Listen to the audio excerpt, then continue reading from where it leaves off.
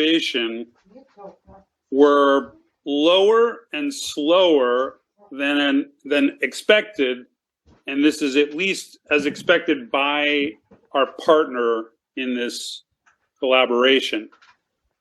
So this prompted some vigorous discussion behind the scenes about what is the best strategy moving forward. And so about 2 weeks ago, as we got about 3 weeks of results in, a course correction was collectively decided upon.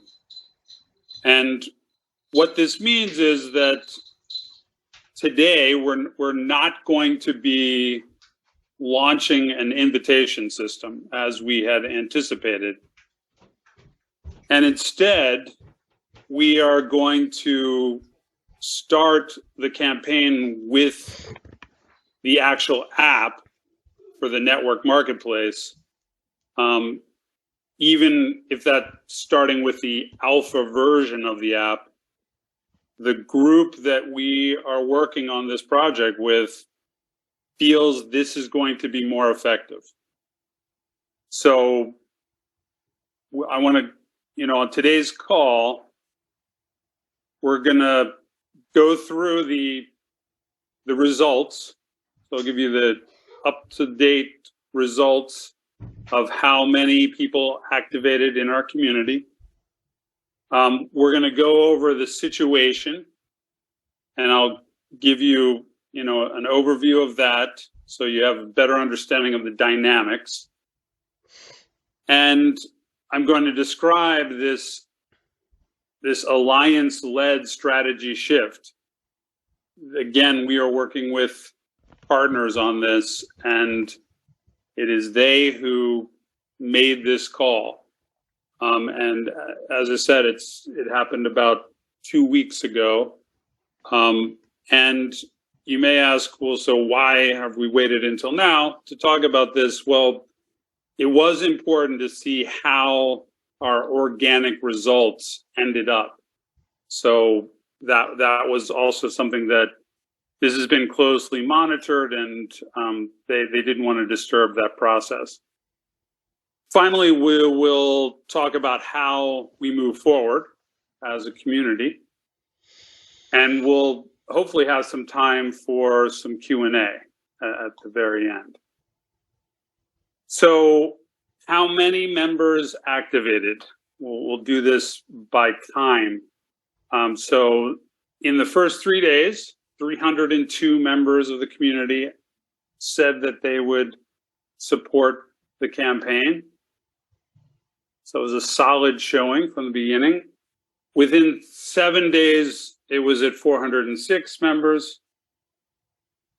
By the first 14 days, it was 509. The first 28 days at 587 members. And then as of today, there's 779 members who have activated. They signed the pledge, so to speak. And that represents 22% of our current Telegram channel members. So let me give you a little background into this situation. To frame this, let's talk about, what are we coming to the table with in this collaboration? So what are the strengths of our community, and why is this group, listening to us and dealing with us? Well, we've got thousands of members. Many of those are inactive, but there are now hundreds that are showing that they're active and ready to take action. Our community has a basic understanding of blockchain and cryptocurrencies. They also have referral marketing understanding and experience. We have a DAO infrastructure that has been built on the Algorand network, and that is our mVault platform. And I'll update on that. But that is seen as very attractive by our partner. And this may come as a surprise, but the fact that our community has the ability, has this unique physical product in Javaka that it has full control over is important to this group because they have a lot of digital product line experience and connections, et cetera.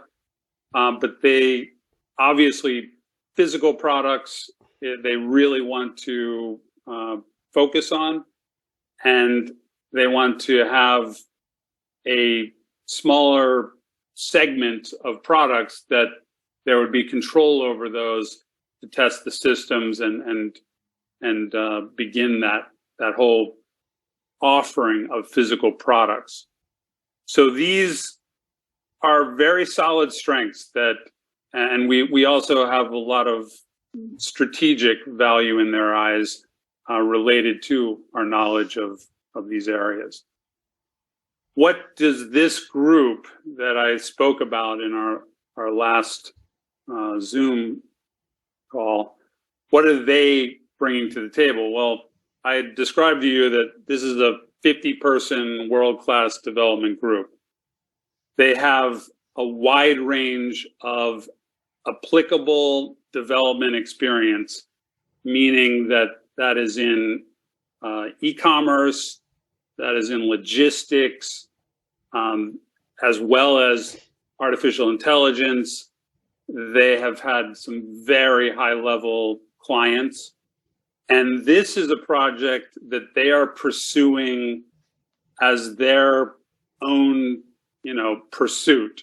This is not, they have taken on many clients in the past, but this is kind of a special project that they want to move forward.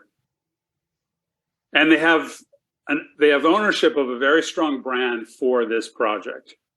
And that is what's led to the carefulness in revealing the brand, and because it's a multi-million-dollar brand that they just want to be very careful about, and it is understandable, but it also leads to issues, and we'll talk about those. They have a strong e-commerce angle to jumpstart this project with, and that is a factor in this that we will also discuss a bit more. And then they have significant resources to launch and support the project. So they're bringing a lot to the table, and they have a lot of sway over this situation. Important to understand. So a bit about the situation dynamics. In addition to this marketplace development group, there are two other development teams, smaller teams, that have been working on related projects. There is a back-end team that has been working on the DAO governance system, and there is a front-end team that has been working on the invitation system and the new mVault platform. And again, these are smaller teams. The back-end team is from Western Europe. The front-end team is from Eastern Europe. They are smaller teams in comparison. Like 20 to around 20, I think, both of these other teams, 20 people. And not, they're contracting for this work. Very important is, as I'd mentioned, the member activations ended up lower and came in slower than was expected based on what this marketplace development group was looking for. They knew, I was very upfront with them about where we are. There was, complete honesty in the disclosures. They know our history. They know that the majority of the community is inactive, but it is very significant, and they like the possibility of waking up our community and they know that it has tremendous promotional strength. They also know that our Telegram channel, for instance, is down to 3,500 people. That their expectation, though, was, maybe half. They kind of were looking for, 40% to 60%. On the upside, they thought it could go above 2,000. They thought it at least would be half, or a little less than half would have been okay. When that didn't happen, it prompted a lot of discussion, because I told you there's sensitivity from this group around, things in general. So they requested a revision to our strategy based on what was coming in. And so they thought, given this smaller charter group that would start things, their recommendation was to forego the invitation system and start instead with the actual app, the Marketplace Alpha app, which there's a lot of, it made some sense in that the invitation system was not going to give that much information.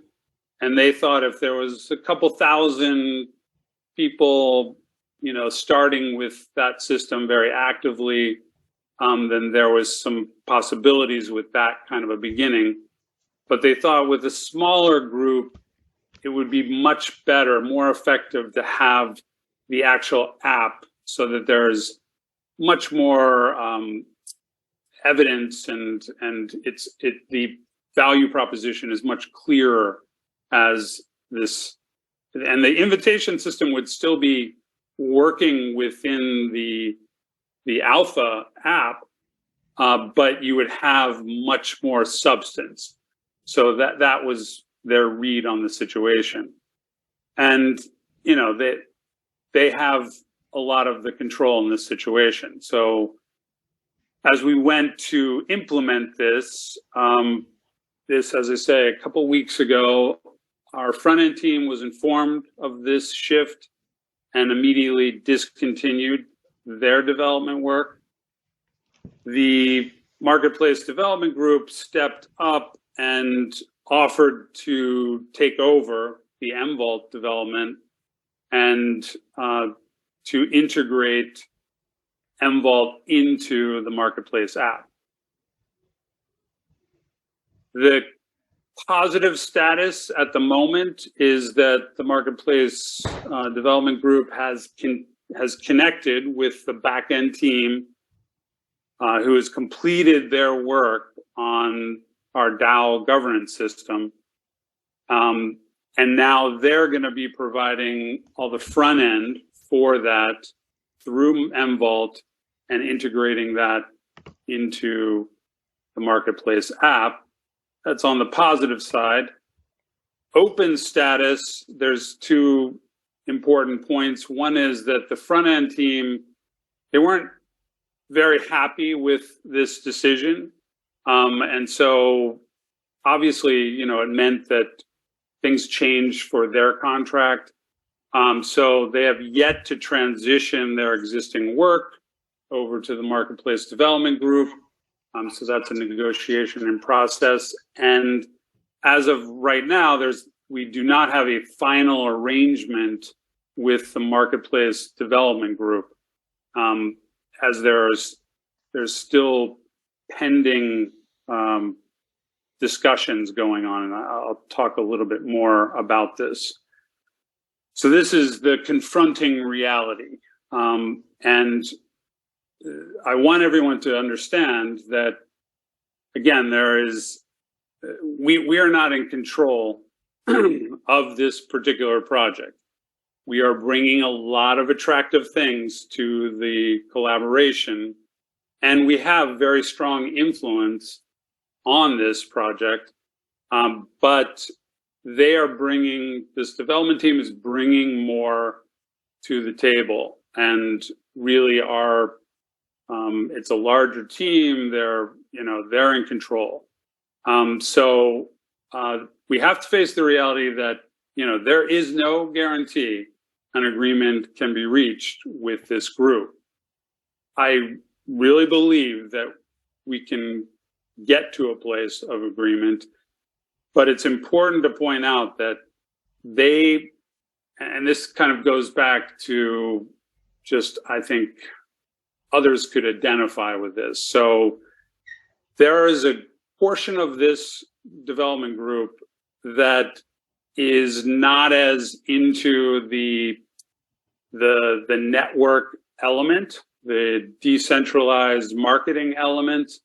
While there's a very strong a group of proponents in this group behind that, there is also a more conservative side that's much more kind of wants to approach things more centralized. And, they've got a lot of money that's kind of locked up in the branding that they have, this .com that they have and the associated branding. And there's a group that believes that having this very decentralized marketing approach may diminish the thrust of this whole network marketplace. I've been really going hard on that. I think it's so vitally important that they preserve this angle. So I am really, really pushing that. And as I say, there's strong support for that. But this is a very vibrant development group, and there's a lot of discussion, and it's their pet project, and so it has not been settled yet, and so I need everyone to be aware of that. That they may choose to go and start without this piece. Rather than using this as the starting point. So, again, there's no guarantee, but I'm pushing very hard on this. Another reality that we need to understand as a community is the DAO governance system, that we have the back end of that completed, and now we just need the front end of it. But for this really to have any meaning, it's going to need context. And it needs the context of at least one very solid, active project. And anyone who doesn't understand that, or thinks that, hey, we can just start up the governance system, we're going to need a focal point for all of the why people would even be dealing with the governance system. We need that focal point. And we have two projects that would be appropriate as this DAO focal point. One is this network marketplace. And again, it is not in our full control. It is actually it's not in our control. I need to be very upfront about that. This group holds many more cards on this particular project, and therefore, we are a great collaborator, but we're not the determining factor. We also have a global food security platform. We can use the next, our next Zoom to go into that, but that is dealing with an entirely different group of kind of a different alliance. There's a different group of technology providers. There's a foundation involved in that. It's a whole different thing.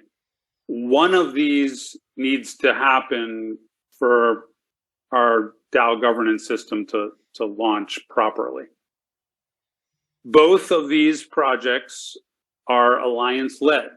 They require the assistance of partners. In the network marketplace, it's this marketplace development group.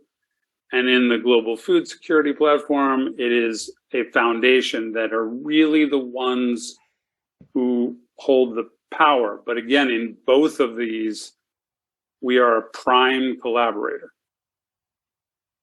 So how do we move forward?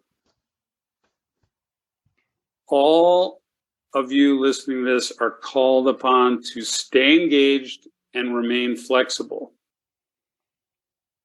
A big part of that is remaining responsible, as everybody on this call and everyone who's stepped up has shown that they are believers in what we're doing.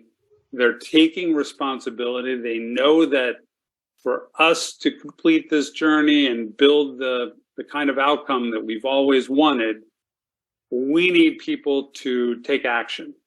And you have been those people. And that is an amazing thing.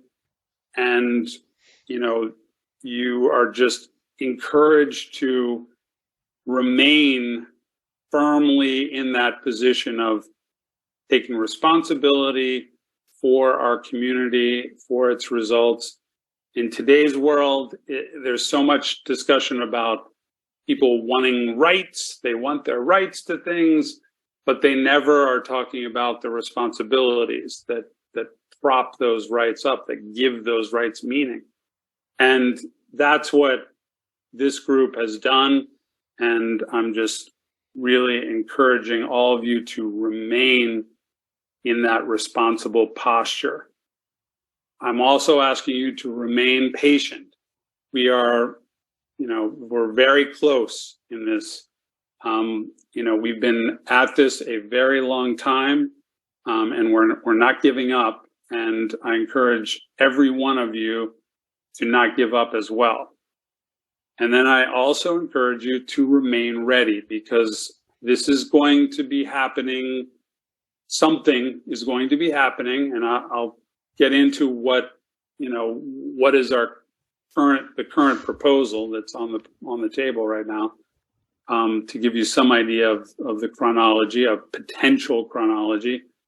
But just to maintain doing exactly what you're doing. You're staying connected and, remaining ready to take action.